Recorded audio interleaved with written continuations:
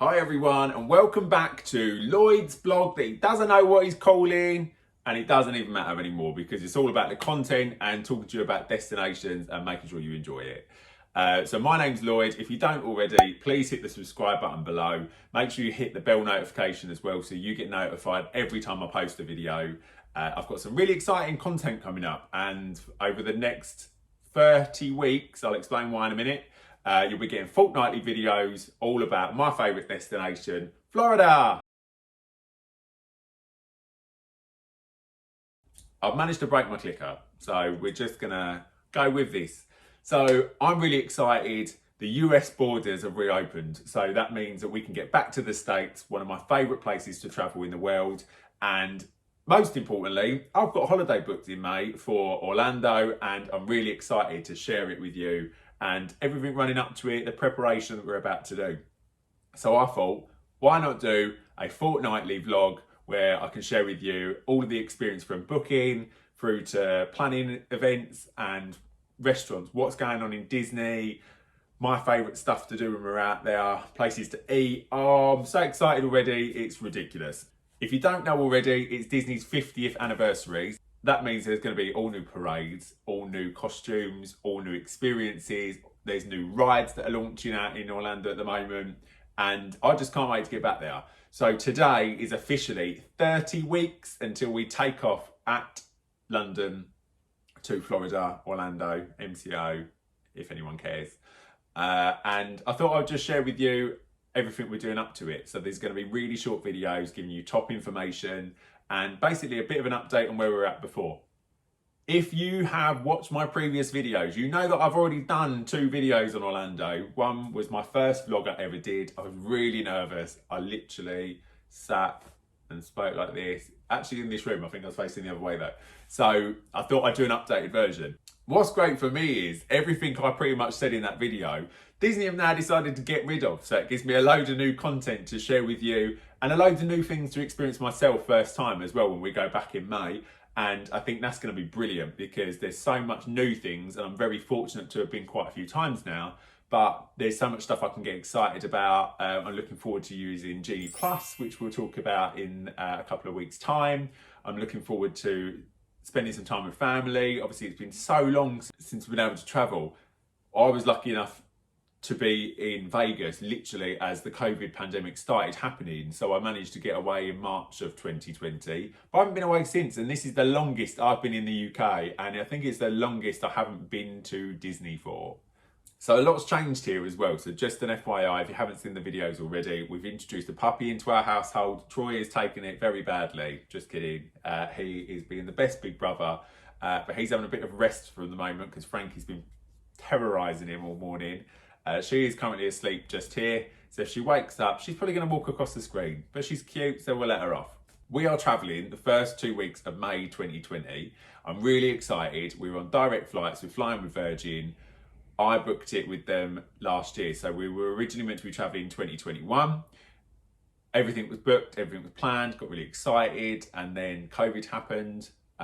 Borders didn't open up, so then we were going to keep it with British Airways. However, BA have got this rule where they don't book anything until 11 months in advance, whereas Virgin Holidays allow you to book in advance. So we ended up moving to London because basically the flight out when they want advance there. So you make something you might pay on the nose, you never really know risk worth taking. Actually, when we booked it, it was quite a few £1,000 cheaper than what the BA was, so I put it in. And it also meant that we were paying the same price that we would have for 2021.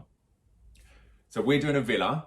There's 7 of us travelling, but I love villas. So I've done on-site hotels before, I've done international drive hotels, but this whole experience is going to be about this exact holiday that we are about to, well, not about to, in 30 weeks' time, go on. And basically we've chosen a villa because it allows us to have space for ourselves, so there's enough room for everyone to escape and have our own privacy. There's an amazing shared pool. We've got the communal areas, so like a big kitchen, big living area, so we can spend as much time together or apart as we like. I love driving in America, so this is perfect for us. I actually do become a chauffeur for 2 weeks, but that really doesn't bother me. I'm not a massive drinker, so I can opt out of the drink, and I'd rather go for the experiences.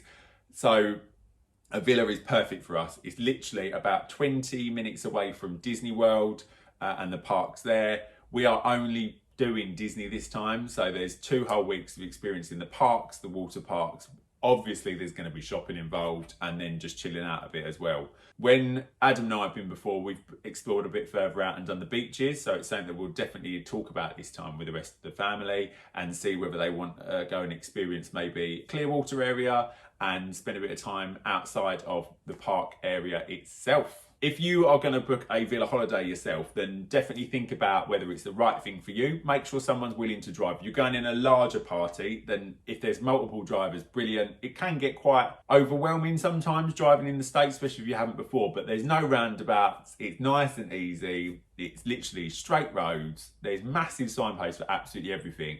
And a lot of mobile companies now allow you to use your phone while abroad. So I'm with Free Mobile. This isn't an ad, by the way.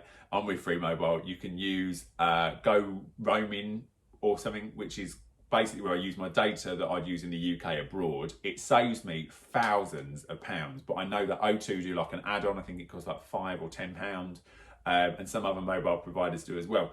So then I know that I've got a sat nav in my phone. I can literally use it when I'm in the car, driving from the airport, trying to find the villa, whatever we're doing. Villas are brilliant because they're just beautiful and they're enormous, and some of the villas you can get are just out of this world. We've stayed in some absolutely phenomenal properties before, and I can't wait to get back this time and experience what's going to happen. We booked an allocation on arrival, but it's not, because we know the resort we're going to. So basically there's 3 different kinds of villas, which I'm going to go through now. So you can book an allocation on arrival villa. These normally work out the best price, but at the same time, it is literally like a lucky dip. If you remember the lucky dip holidays, I think it was TUI used to do, I can't remember what they were called, but you used to get 3 holidays and it could be one of them free. Well, it's kind of like that when you book an allocation on arrival. So when you book it with your agent or online, however you choose to book, personally, we always book for an agent because of the added protection you get, especially with COVID. Not trying to scaremonger everyone, it just gives me absolute peace of mind that everything's protected. But if you went into your agent or spoke to whoever or however you're going to book it and said, we need a 4 or 5 bedroom villa, you will get a 4 or 5 bedroom villa. You may also be able to guarantee what little extras you'll get. So there's sometimes different rates. So they'll do like a standard, a medium and a premium, for example. I personally don't like the standard. We've done them before. They're quite basic in villa wise. They don't come with all the frills. They're clean. They do exactly what they say on the tin.